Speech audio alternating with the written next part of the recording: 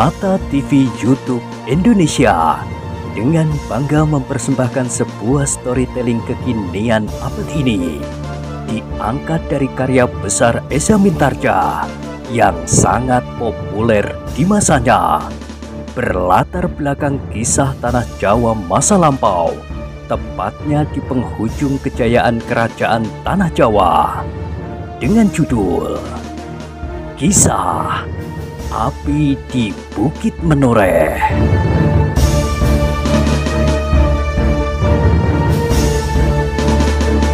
Pada kesempatan yang sangat baik ini, kita masuk pada episode yang ke-224. Selamat menikmati.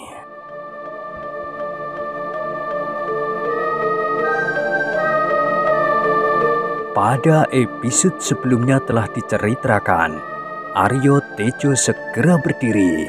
Dipanggilnya seorang pelayannya untuk mengambil pasir dan ditaburkannya di bawah pembaringan Wulan yang sedang muntah-muntah. Wulan, dada Aryo Tejo mulai gemetar. Apakah sebenarnya penyakitmu itu? Ketika pertanyaan itu menyentuh telinganya, maka meledaklah tangis Roro Wulan yang sedang muntah-muntah itu. Tetapi oleh tekanan perasaan yang menghimpit jantungnya, maka justru ia berhenti muntah. Kini ia duduk sambil menangis sejadi-jadinya. Wulan, Aryo Tejo menjadi semakin cemas. Apakah kau tidak dapat mengatakan penyakit apakah yang sebenarnya sedang kau tanggungkan? Apakah kau sedang menderita sakit panas dingin? Apakah perutmu terasa mual ataukah sakit apa lagi? Tidak ada jawaban selain suara tangis istrinya itu. Aryo Tejo menjadi semakin bingung. Ia berjalan mondar-mandir. Sekali-sekali dihentakkannya kakinya, namun kemudian diingatnya lagi pesan bibinya. Tetapi ternyata bukan saja pesan bibinya itu yang teringat olehnya, tetapi juga sikap bibinya yang mengherankan pada mulanya. Bibinya itu justru tertawa-tawa mendengar keterangannya tentang penyakit istrinya. Benarkah? Tiba-tiba pertanyaan itu meledak di kepalanya. Dengan dada yang bergelora, Aryo Tejo mendekati istrinya. Ditatapnya istrinya yang sedang menangis itu berlama-lama. Tetapi pertanyaan itu tidak juga terloncat dari mulutnya. Aryo Tejo tidak mempunyai cukup kekuatan untuk melontarkan pertanyaan itu. Ia mencemaskan keadaan istrinya dan keadaannya sendiri apabila ia mendengar jawaban istrinya itu. Jika dugaan bibinya itu benar. Tetapi, apakah aku akan tinggal di dalam neraka ini untuk seterusnya? Ia mencoba menggertakkan giginya, tetapi hatinya kemudian menjadi luluh lagi. Wulan, katanya perlahan-lahan. Tidurlah, kau harus segera sembuh. Kau tidak boleh selalu disiksa oleh duka dan air mata. Meskipun aku tidak tahu sebabnya, tetapi aku dapat merasakannya. Tiba-tiba Roro Wulan itu membanting dirinya bersimpuh di hadapan suaminya. Kata-kata yang lembut itu justru semakin menyiksanya. Dengan pilu ia meratap. Bunuh saja aku, Kakang. Bunuhlah aku. Dada Aryo Tejo terguncang mendengar permintaan itu. Permintaan itu telah 1000 kali didengarnya. Tetapi setelah ia mendengar dugaan bibinya tentang penyakit istrinya itu, maka tanggapannya menjadi lain. Karena itu, maka tiba-tiba giginya gemeretak dan matanya menjadi seakan-akan menyala.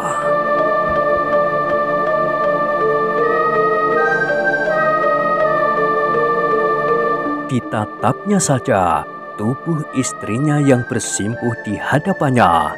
Didengarnya suara tangisnya yang serak. dan dilihatnya titik-titik air matanya yang menetes membasahi kakinya. Dada Aryo Tejo itu pun kemudian terasa bergolak semakin dahsyat, bahkan serasa akan meledak karenanya.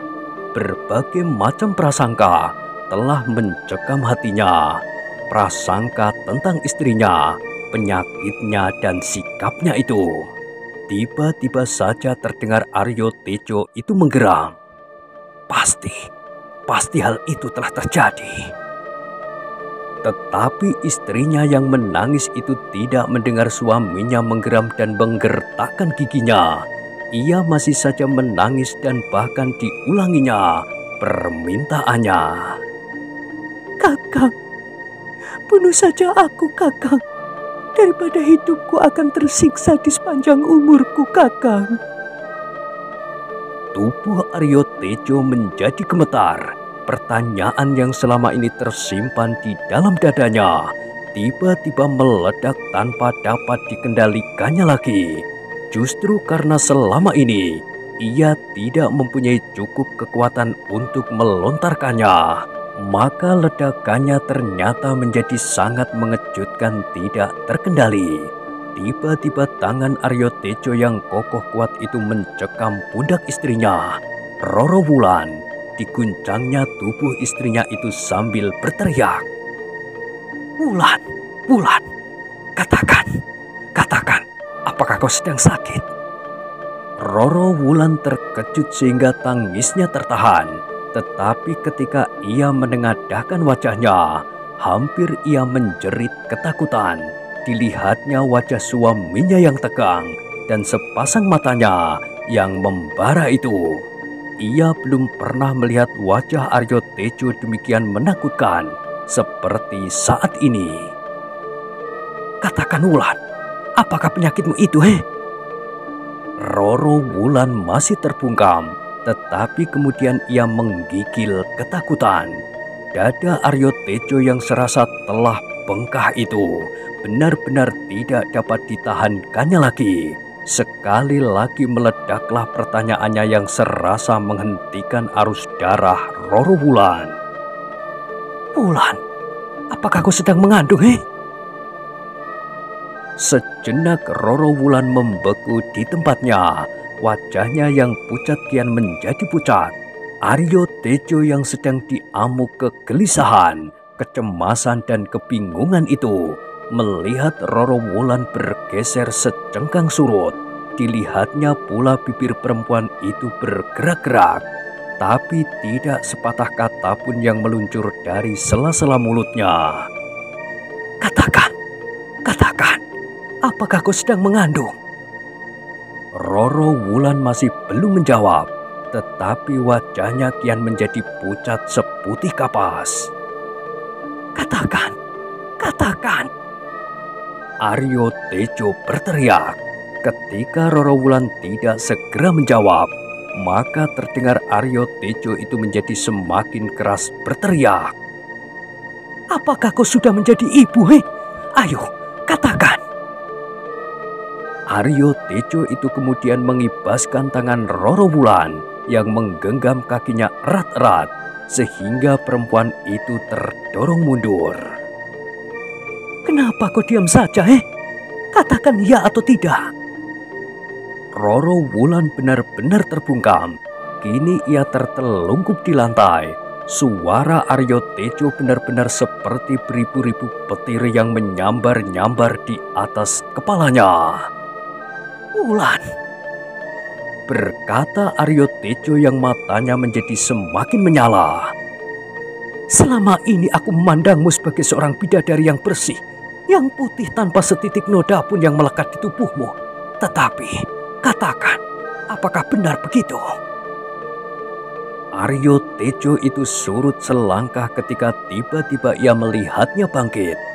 Roro Wulan yang sudah sampai ke puncak ketakutannya justru sudah tidak menangis lagi.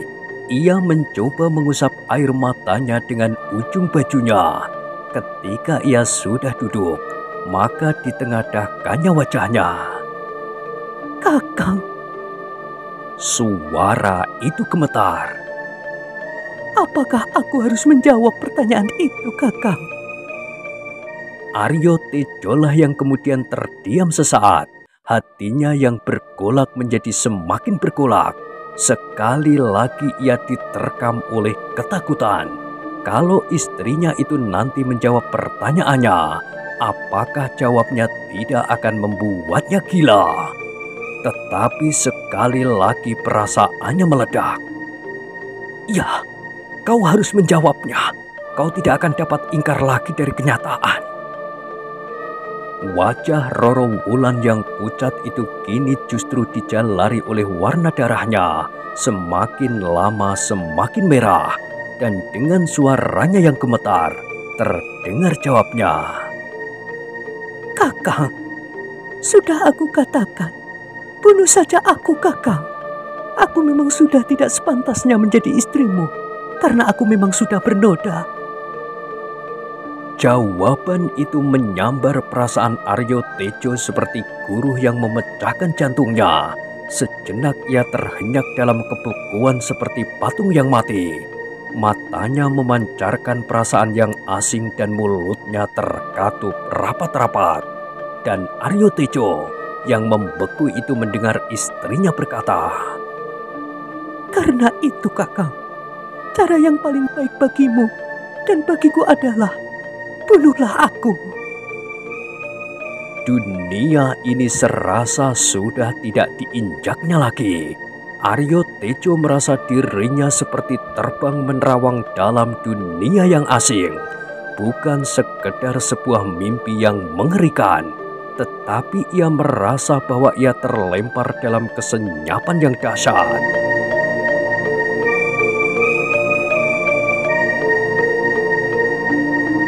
Semuanya seolah-olah menjadi semakin menjauh daripadanya. Akhirnya dunianya yang selama ini dimilikinya seolah-olah hilang tanpa bekas. Dan Aryo Tejo merasa dirinya berada dalam kekosongan yang paling dalam, dibakar oleh kesepian dan kebekuan yang paling dahsyat. Aryo Tejo itu terhuyung-huyung surut sehingga tubuhnya tersandar pada dinding biliknya. Meskipun matanya masih terbuka, tetapi seolah-olah ia sudah tidak melihat lagi. Meskipun telinganya masih ada, tetapi seolah-olah pepat dan tidak didengarnya apapun juga.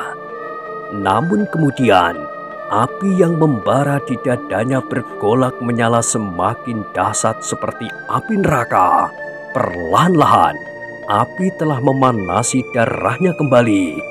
Perlahan-lahan Aryo Tejo itu menjejakkan kakinya di dunia yang penuh murka, kemarahan dan dendam. Dunia yang dibakar oleh nafsu manusiawi yang menghancurkan. Sakit hati. Dengan sorot mata yang aneh dipandanginya istrinya yang masih saja duduk di lantai. Istrinya dianggap akan dapat mendampinginya hidup dalam ketentraman. Tetapi ternyata telah menyeretnya ke dalam neraka yang paling pedih.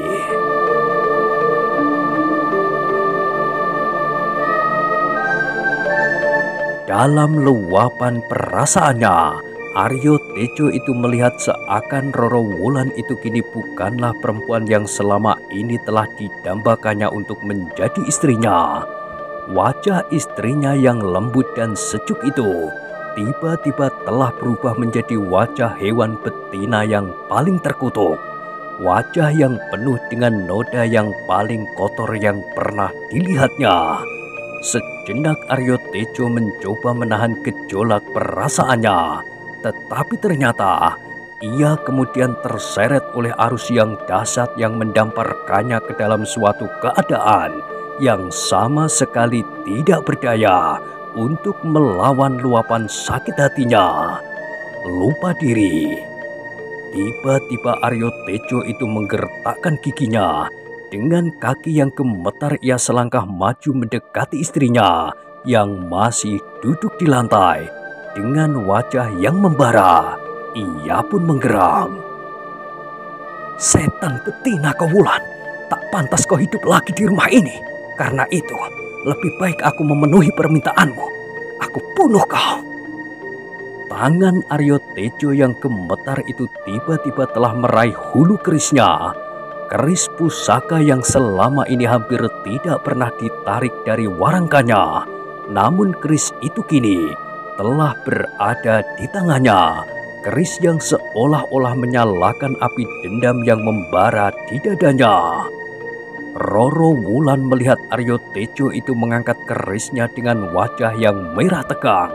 Sejenak suaminya itu memejamkan matanya, dan Roro Wulan yang sudah pasrah itu pun memejamkan matanya pula.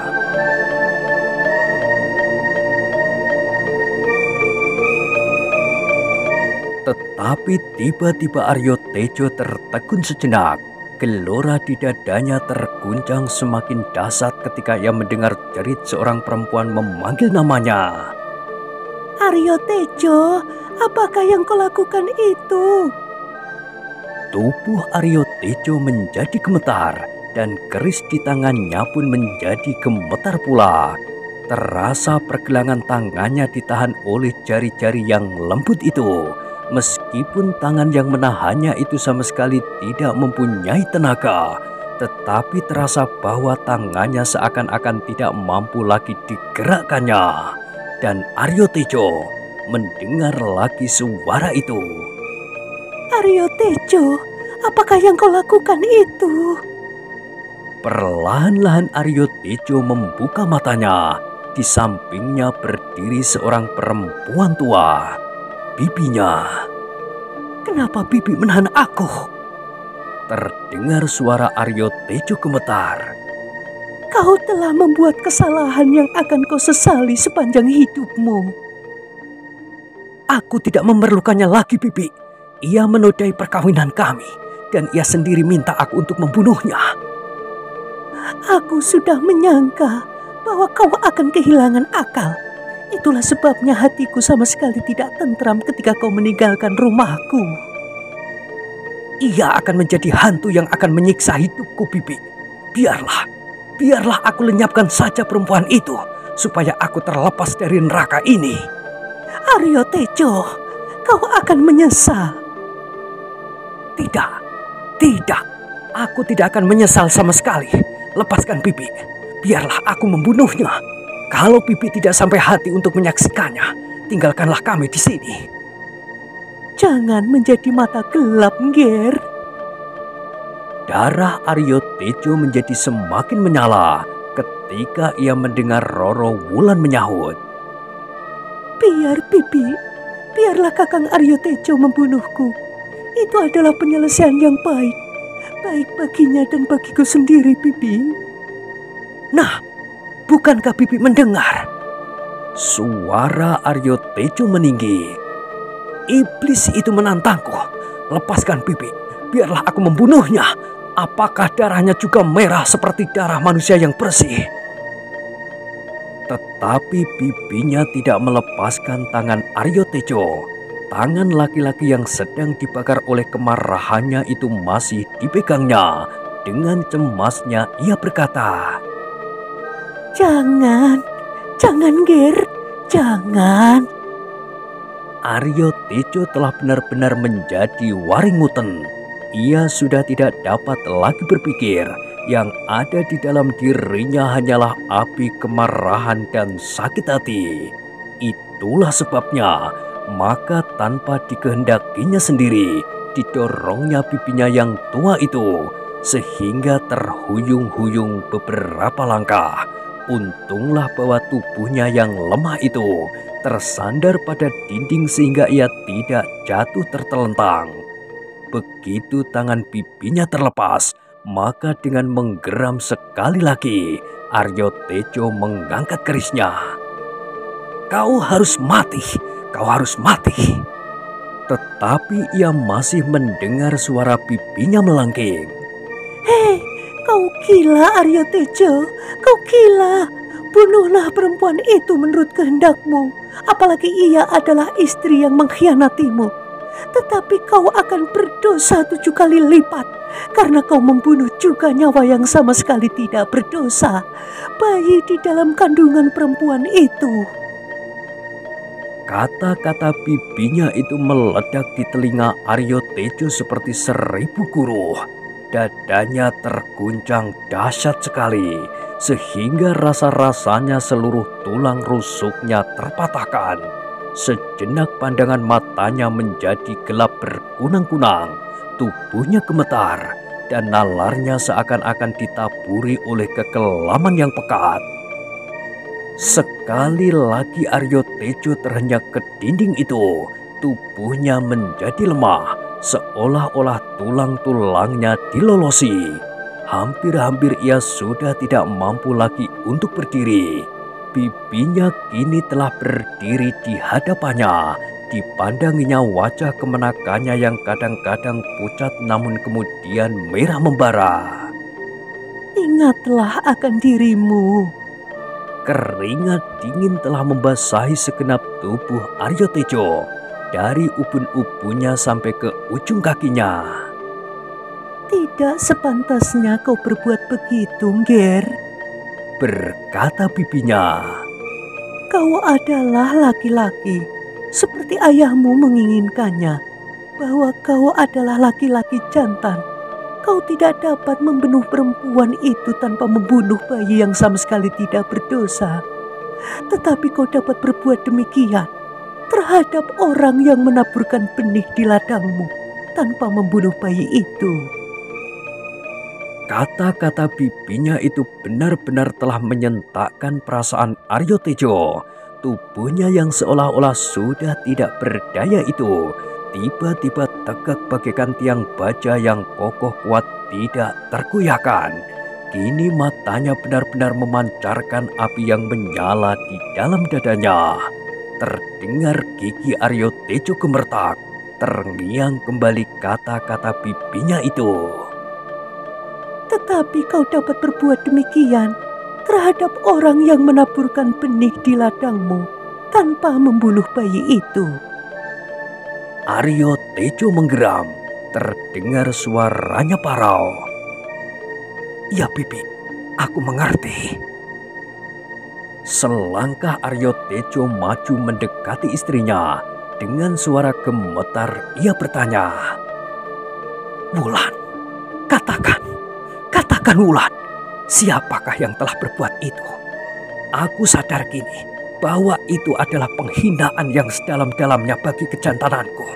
Orang itu ingin mencoba mengukur lebar dada Aryo Tejo yang sebentar lagi akan mendapat wisuda menjadi kepala tanah perdikan di Menoreh.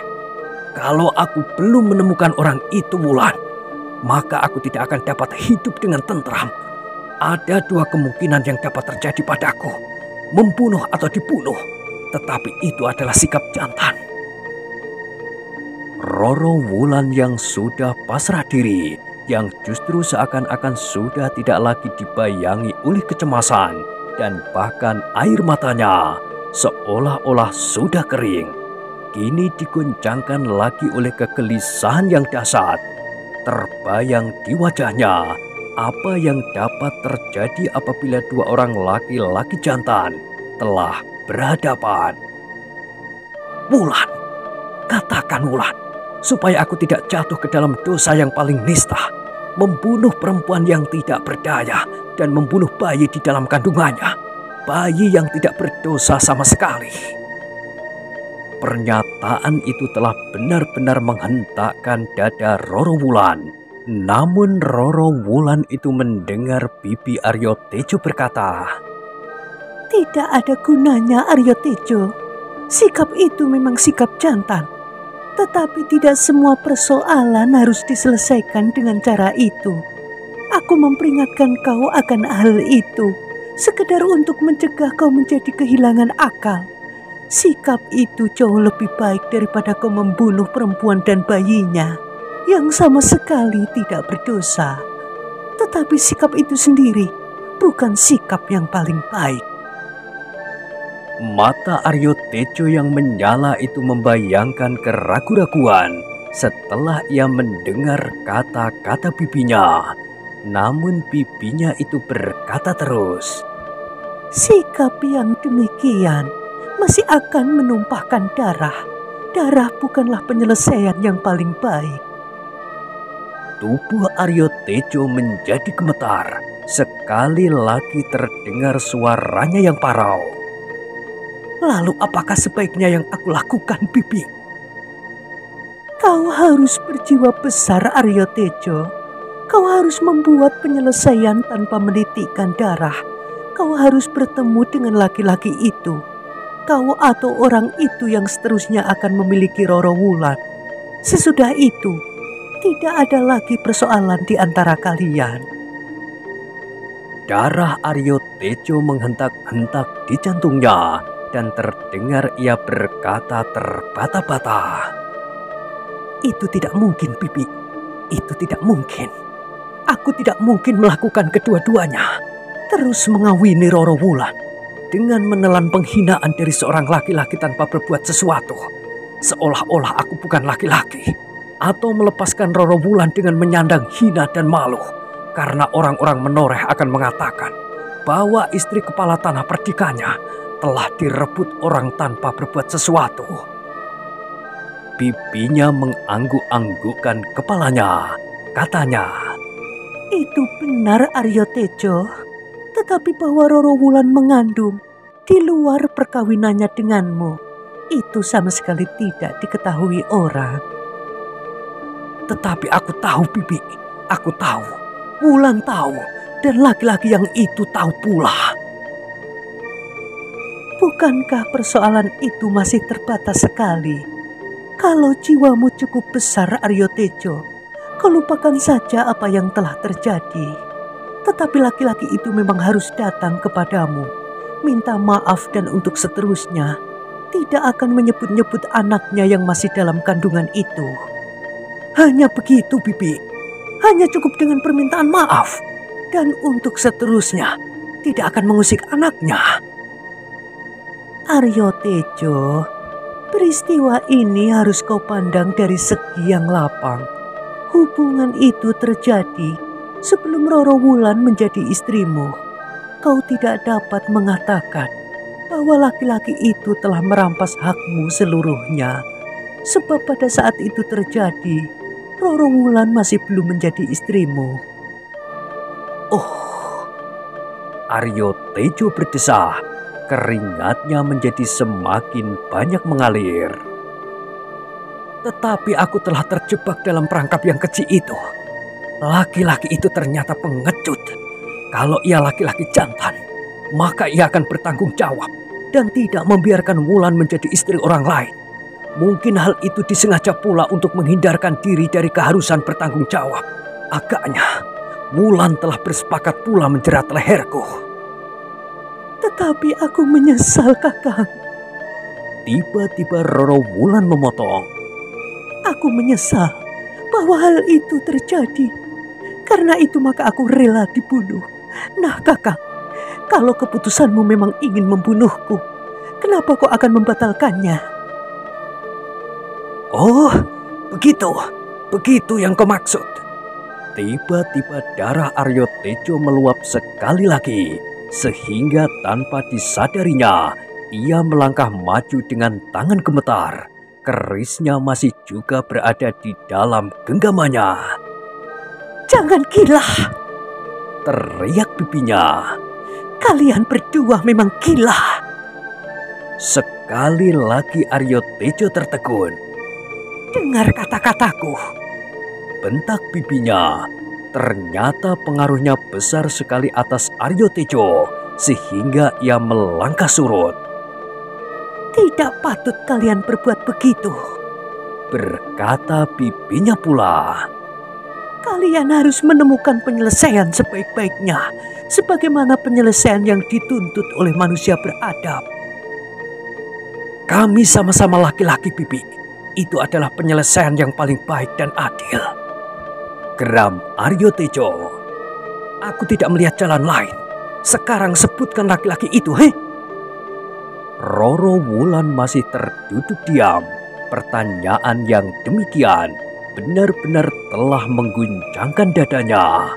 Seandainya ia menjawab berterus terang, maka ia yakin pasti akan terjadi pertumpahan darah dan bahkan kematian, seperti yang dikatakan oleh Aryo Tejo, membunuh atau dibunuh.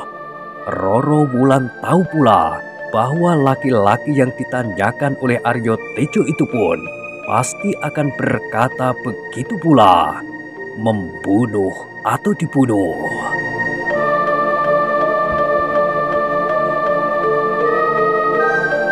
Penyesalan yang paling dalam telah menyesak di dada Roro Wulan. Sebenarnya penyesalan itu datang sejak peristiwa itu terjadi.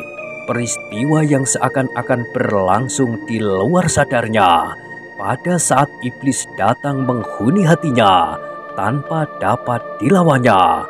Karena itu, maka tidak ada lain yang diharapkannya kini selain mati. Ya, mati. Bahkan telah timbul pula hasratnya untuk membunuh diri. Tetapi alangkah baiknya apabila ia mati di tangan Aryo Tejo.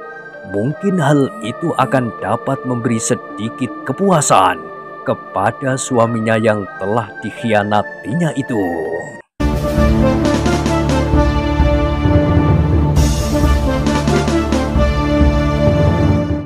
Nah, bagaimanakah kisah selanjutnya? Silahkan ikuti terus kisah Api di Bukit Menoreh pada episode berikutnya. Sampai jumpa.